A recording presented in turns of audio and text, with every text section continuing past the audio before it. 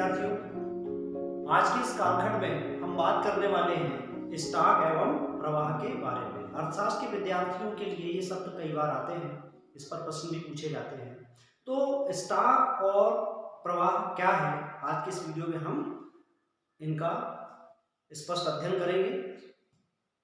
विद्यार्थियों, अगर कोई व्यक्ति ये कहता है कि मेरी आय 10,000 रुपये है, तो इससे हमको ये पता नहीं चलता कि ये 10,000 रुपये उसने एक दिन में कमाए या एक सप्ताह में कमाए या एक महीने में कमाए या एक साल में कमाए। तो 10,000 रुपये आय है कह देने से हमको उसकी सही जानकारी नहीं हो पाती है। तो इसके साथ में हमको ये बताना भी जरूरी हो जाता है कि ये 10,000 रुपये उसने एक महीने में कमाए हैं अथवा एक सप्ताह में कमाए हैं अथवा एक दिन में कमाए। तो किसी भी तथ्य के साथ अर्थशास्त्र में, चाहे वह किसी फर्म की या किसी व्यक्ति की आय हो, किसी फर्म का लाभ हो या किसी फर्म का निर्गत हो, उसका उत्पादन हो, जब आप उसकी मात्रा की बात करते हो तो आपको ये बताना जरूरी होता है कि उसमें समय कितना है।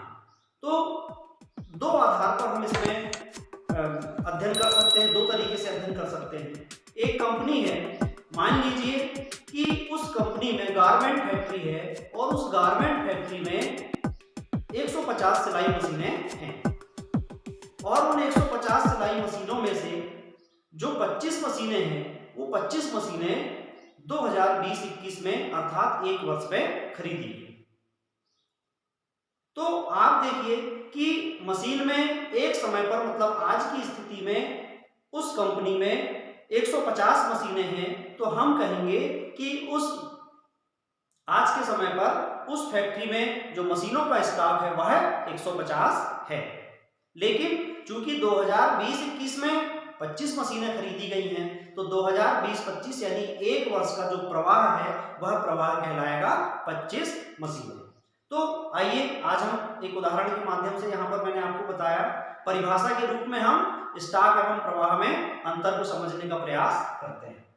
तो देखें स्टॉक क्या है। स्टॉक की गणना करते समय या स्टॉक को परिभाषित करते समय एक निश्चित समय का ध्यान रखा जाता है या स्टॉक को एक निश्चित समय पर परिभाषित किया जाता है।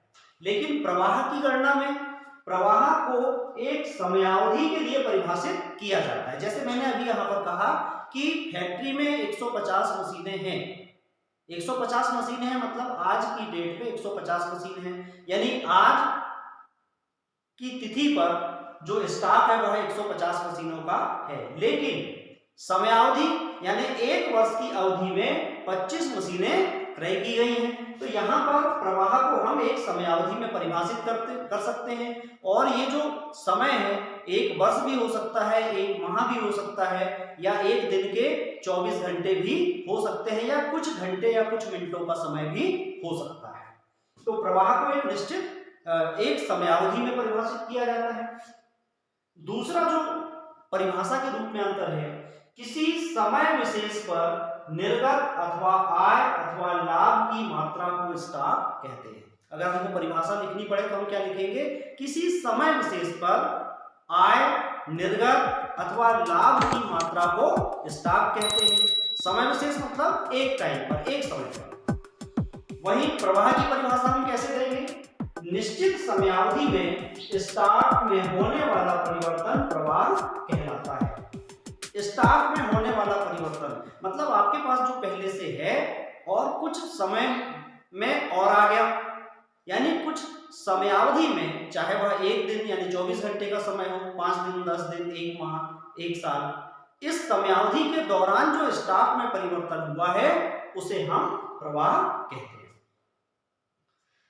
उदाहरण जैसे कि मैंने पहले बताया कि एक गारमेंट फैक्ट्री में 150 सिलाई मशीनें हैं, यानी स्टॉक आज की डेट में हो गया 150 मशीनें, और गारमेंट फैक्ट्री में वर्ष 2020-21 में 25 नई मशीनें खरीदी गई हैं। तो वर्ष 2021 मतलब एक वर्ष की अवधि में 25 मशीनों का प्रवाह हुआ है। तो प्रवाह में हम क्या लिखेंगे, 25 मशीनें। यानी ये जो 25 मशीनें हैं ये एक वर्ष की अवधि में खरीदी गई हैं और काय में शामिल हो गई हैं, स्टॉक में शामिल हो गई हैं। अब अगर आप अगले साल की बात करें कि 2021-22 में और 25 मशीनें खरीदी जाना है या अप्रैल माह में खरीदी कर ली है, तो 2021-22 में जो 25 मशीनें आएंगी वो उस वर्ष का प्रवाह कहलाएंगी, लेकिन स्टॉक में शामिल होकर के स्टॉक क्या हो जाएगा, 150 पे और 25 प्लस हो गई तो स्टॉक हो जाएगा आपका 175। यानी प्रवाह में जो तथ्य शामिल किए जाते हैं वो केवल उस समयावधि के लिए ही होते हैं, लेकिन स्टॉक में शामिल नहीं की गई जो चीजें हैं, यानी एक वर्ष का जो प्रवाह है जब स्टॉक में शामिल हो जाता है तो वह अनेक वर्षों तक रह सकता है। उनमें से कुछ मशीनें अनुपयोगी भले हो जाएं, लेकिन वो स्टॉक का हिस्सा होती है। तो इस प्रकार आज की इस वीडियो में आपने स्टॉक तथा प्रवाह के बारे में जाना।